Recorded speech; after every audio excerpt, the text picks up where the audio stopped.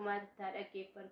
Mee viidiyoo kana dhaggeeffannee waliin haa deebinu. Tumti keessanuu obboleettii keenya Gannat Habtaamuu Gaashuu Irqoo kan jedhamtu dhalattuu godina Arsii aanaa Roobee ganda gaadoo lamaan kan taate erga biyya alaa deemtee naannoo waggaa 13ffaa erga jiraachaa turte. Maarree akkuma argitan kana akkatti baanu malee akkatti gallu hin beeku.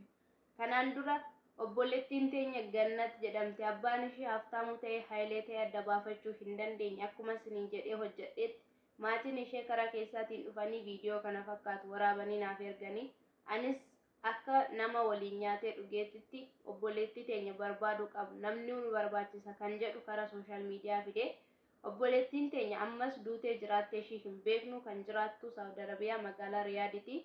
Dura kan jirtu mucaa tokko bira turte mucaan immoo dhukkubsattee mana yaalaa Shumeesii galcheen jedha. Hojii gaafanne immoo duuteerti maal na godhaa jedha. Kanaaf mucichallee suuraa isaa siniifan maxxansaa akkamitti obboleettiin teenyatu boqatteetti achi geesse moo baasee Orofatti darbe moo bilbila ishee akkamitti akka qabatte akka nu gaafattan akkasumas immoo obboleettii teenya du'aas ta'ee jiraas ta'ee soxxanii akka maatii isheetti nu galchita siniin jechuun jaaladha. Hundumti keessanuu nama nu gargaaruu danda'u. Egaa akkuma dhageessan jalqaba irratti obboleettiin keenya akkuma haasofte obboleettii teenya tana erga biyyaa baatee erga maatii isheetiin adda baatee waggaa 13 lakkoofsiftee jirti jechuudha. Laala waggaa 13 jechuun guyyaa 13 miti.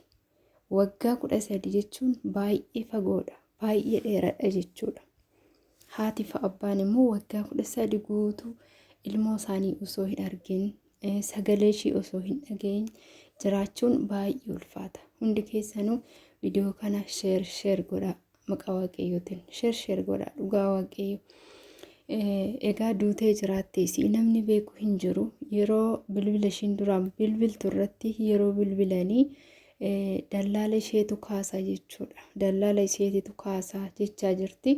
Dallaalli sun yoo bilbila ishee eechaa fudhateeti eessaa fudhate akkamittiin bilbila ishee qabate akkamittiin bilbila ishee qabachuu danda'e inni kuni nuuf mirkanaa'uu qaba jette ka obboleettiin teenya tuni maatiin ishee akkasuma kan jalqaba irratti akkuma argitan akkasittiin dubbachaa jiru haati fi abbaan dhugaa baay'ee tokko nama gaddisiisu ka hiriyaan ishee wajjin turte hiriyaan ishee duutee jirti kan jedhanidha.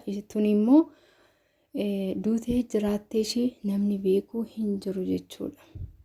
Egaa Saawud Arabiyaa keessatti obbolaawwan keenya baay'een isaanii waggaa baay'ee turanii bakka buuteen isaanii dhabama jechuudha. Maaliif egaa kophaa ta'uu hojjetan illee nama wajjin hojjettu illee yeroo kana namni keenya uumaa waliin godhu dhugaa waaqayyo mana tokko keessa yeroo hojjettu jechuudha.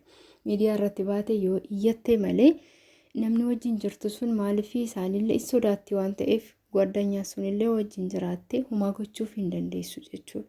Kanaaf obboleettiin teenya tunillee ka waggaa 13 guutuu jiraattee yookaan lubbuun jiraattee sagalee ishee dhuffattee teeche ta'ee dallaalli ishee eessa akka ishee geesse dhugaa kana namni qaamni kun ilaallatu keessattuu ka warreen Saawud Arabiyaa keessatti sagalee ta'aa jiran ijoollee baay'eetu jiru.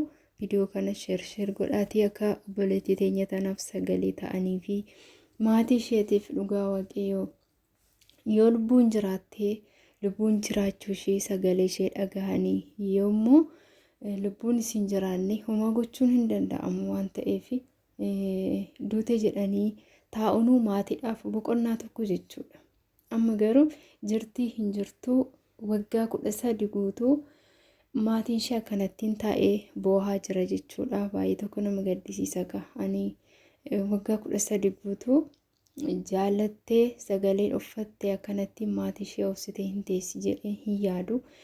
Namni rakkoon tokko mudatu malee sagalee isaa uffatee dhokatee hin taa'u jechuudha. Obboleettiin teenya tun immoo yookaan waa tokko taatetti ta'a hin beekamu yookaan immoo waaqayyo jedhee lubbuun jiraattee akkatti bilbiltullee dhabdee lubbuun jiraachuu dandeessi ta'a. Dallaalli ishee kun yoo akkamittiin bilbila ishee argate inni qabamuu qaba jechuudha dhugaa waaqayyo. Inni yoo qabame isheen waan isheen keessa jirtu hin beekama jechuudha. Maaliif akkamiin bilbila ishee qabateen bilbila ishee irratti yoo bilbilanii kan kaasu bilbila ishee isaa jedhan. Akkamittiin kana maatiin kana beekuu barbaada jechuudha. Dhugaa baay'ee ulfaata ka. Dallaaltonni ka seeran ala obbolaawwan keenya kara biyya alaa fuudhanii yaamanii ka qarshiirraa nyaatanii booda achi yoo gahan dantaa isaanii hin qaban. Hojii argatanii dhabanii wanti isaan galchu hin jiru. Isaan dura qarshii dura nyaata san qofaaf jecha kan waaman jechuudha. Kanaaf agashiin qarshii isaanii san kaffaltee fi achi geessutti qofa isaan kan hin kufin hin cabin jedhaniin jechuudha dallaaltonni. Erga nyaataniin booda garuu garagalanii ishee hin laalan. Amma garuu obboleettiin teenya tuni eessa akka isheen jirtu namni beeku hin jiru ka. Dhugaa waaqayyo beeku maatii isheetiif jecha haadha isheetiif jecha waaqayyo lubbuun jiraachisee maatii ishee haa agarsiisuun jedha. Egaa Saudi Arabiyaa keessatti baay'ee nama sodaachisa dhugaa waaqayyo baay'ee tokko ulfaata. Maaliif ijoollee baay'eedha kan lubbuu isaanii dhaban. Ijoollee baay'eedha kan lubbuun isaanii badee dhokatanii hafan kan lubbuun isaanii badee kara biyyaa reeffi isaanii kara maatii galuu baay'eedha jechuudha. Lakkaa'ameen dhumu baay'ee nama gaddisiisa dhugaa waaqayyo. Biyyarraa bahanii biyya Oromaa keessatti akka baalaa harcaanii hafuu jechuudha. Hin jijjiiramnaaf jecha dhugaa hin nyaannan nama nyaatti dhugaa dubbachuuf hin nyaannatti nyaatama hunduu malee nan du'a jedhee miti kan biyyaa ba'u carraadha. Namni gaafa manaa ba'u gaafa biyyaa ba'u waan isa mudatu hin beeku namni kamiyyuu jechuudha. Kuni carraadha. Waaqayyo bakka hundattuu nama wajjin haa deemu. Dhugaa obboleettii teenya tunani maatiin ishee baay'ee na gaddisiisa dhugaa dubbachuuf maatiin akkasitti yoo dubbatanii egaa waaqayyo